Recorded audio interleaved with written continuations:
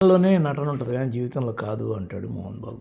Media ప్రతినిధిపై దాడి చేయాలనుకోలేదు, కానీ అతను మా మీదకు రావడం, ఇంట్లోకి చొరబడడం, తర్వాత ఏంటంటే మైక్‌ని నా ముక్కుకో, ముఖానికో తగిలి గాయాన్ని ఏర్పరిచే ప్రయత్నం చేయడం, ఇవన్నీ కన్నుబోయేంత పరిస్థితి ఏర్పడడంతోనే నేను ఈ విధంగా మైకు లాక్కొని తిరిగి ఎదురుదాడి చేయాల్సొచ్చింది. అతను ఎవరు, ఏంటి అనే దాని మీద నాకు పెద్ద పట్టింపు లేదు. పలానా వ్యక్తి కాబట్టి నేను కొట్టాలి అని నేను కొట్టలేదు.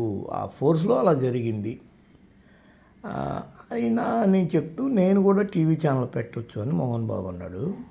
గతంలోనే ఇప్పటికైతే ఆయన మీద హత్యాయత్నం కేసు ఉంది. గతంలోనే ఆయన మీద ఏదైనా వ్యతిరేకంగా రాస్తే వచ్చి కొడతాడు రోయ్ జాగ్రత్తగా రాయండి అని డస్కుల్లో చెప్పేవాళ్ళు.